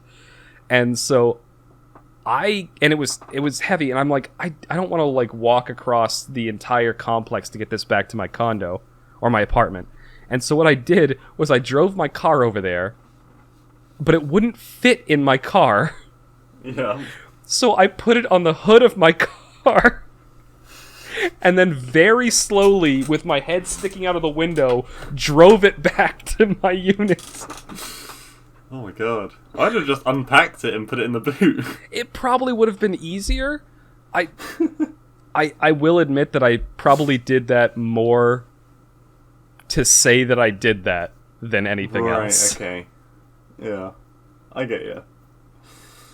It's more of a story then, isn't it, I suppose? There's a reason that I kind of liked the idea of this, trying out this segment, because there's quite a few things in my life that I'm pretty sure I just did them so I'd have a story. Yeah. I see. I think one last one to wrap it up, maybe? Yeah, that makes sense. We're coming up on the end. We're at an hour 50 for the podcast. Better make it a good one. A lot of pressure on this one. Yeah. Ooh. I want to say, like, a rave / club experience. But I don't actually know if you've been to a club. Yeah, I've been out to clubs before. Nothing like too spectacular. I went to a club one time with this girl I was dating. It wasn't too spectacular, but every anime convention I went to had raves. Really? Yeah, well, not raves, but they'd have a dance, and a lot of the times at the time I was going, it would be they'd have a DJ, and it would be that kind of like EDM club music. That must be terrible, because like everyone's dressed up at those things. Yeah, well, why do you think I did one with the turtle shell? I was spinning around on the dance floor. That's true. And maybe it's more of an American thing, because obviously in England we're very keep to ourselves kind of thing. I mean, we still like enjoy clubs and stuff, but it's very much an after dark thing with just students. Interesting. Yeah, it's not so. I mean, you see older people going to clubs all the time. Like when I say older, I mean like in their 20s. Once you pass 30, you're kind of a little old to be at the club. You know. There was what? Sorry. No, like, honestly, let's go with this because I think I can get some of it. But say what you're going to say. I was just gonna say there was one time where I went to a club and it was someone's birthday, so they had like some special club thing set up. This is when I was about 19, and it was like in the back room of a club, so it was like a second private area. Yeah. But the place that we walked through to get there were like the youngest person must have been about 40. Jesus Christ. So it was like their own little like not OAP, but like older person's club, and it was playing like 90s music and stuff, which was really good because I fucking love 90s music. Yeah. My thing is kind of a little bit jealous, to be honest. when I dance, like, because I like to like I do like to dance. Like when I'm out on the night and I'm with people, I like to dance, but I like to dance to like hip hop and stuff like that. Like something with like a beat to it. I went to a club, the club I mentioned earlier. I went to with the girl. Like it was like they're playing like metal and rock music, and I'm like, how the fuck do I dance to this? I don't know how to dance to this. Yeah, you just like head bash and run into people. I think for that kind of stuff. Yeah, I get it. Just didn't make any sense. That's not my thing. No. Anyway, but the story I was thinking of, I did think of one for a club story. There was an anime convention we went to. It was actually. We got invited to actually do a panel at this convention. It was way out on the Massachusetts. If you ever looked at my state, has a hook on the end of it, and if you go down that hook, it gets more and more and more narrow, and to the point where you get to the end, you can see the ocean on both sides of you. A lot of beautiful beaches. Was this as part of the radio animu? It was related to that. It was the same people. We did 2 different things, and that was one of them. But so we went, and this was the first time we had a panel to ourselves, and we did the thing, and I had that giant crown that I've worn on the podcast before. Yeah, the Pope crown. So, but one of my friends who was an amateur DJ, he actually was DJing the dance during this convention. Now, it was an over 21 convention, so they did allow drinking at the convention. One of my friends did not pace himself properly and was bombed by like 8 o'clock. And he was supposed to be emceeing for the DJ. He was supposed to be in there, like, he was going to have the mic and he was going to be like, just, and we're bringing in the legend, blah, blah, blah, that sort of thing. Yeah. And so riling up the crowd. I was hanging out with him, trying to make sure he didn't like wander off or anything, and he suddenly realized he was supposed to be doing this, and he was just, no, I gotta do this. And so he went in there, and my friend had almost started the dance already, but he was just like, no, I gotta introduce you. The introductions had already been done. So he gets the mic, and we just decide to let him go. Let's see what happens. And he picks up the mic and he shouts complete fucking gibberish into the mic. And then at the end, all he says is, and I'm Charlie Brown! And then he just starts doing the Charlie Brown dance, the shuffle your feet with your head down on the dance floor. It was the stupidest fucking thing. Oh my god. Oh my god. And he ended up sleeping in the bathtub in our hotel room, if I remember right. Nice. That's the best place for a drunk person. Yeah. Like, they can't really destroy anything or vomit over anything in there. Yeah, well, and if he needs to vomit, the toilet's right there. But yeah. Oh, that was a funny weekend. Yeah. I had a lot of fun that weekend. I will just say that that 90s dance club that I went to. Yeah. I came home from that with glitter all down my face. Glitter. You can't get rid of glitter. It's like a fucking nightmare. It really is. I remember it's like blue and silver sparkly. Sorry, you just made me think of one more story. There's the last story, and then we'll end off here. I'm having too much fun with this. Okay. Juan one time dated this girl, and she had like some of the makeup that she was wearing had glitter on it, or maybe like something she was wearing had glitter on it. Oh no. And months after he'd broken up with this girl, he was still finding glitter on his coat. Like, oh, okay. I thought I was going to go in a very different angle. Oh, no. No. It wasn't serious. He only dated her for a little bit, but yeah. The glitter had gotten onto his coat, and he could not get rid of all of it. Like, jeez. for months and months afterwards, he was still finding glitter. He went over it with like a lint roller like 50 times trying to get it out of his coat. It was just still there. Oh my god. Oh god. Okay. That was what did you think of that segment just before we end off?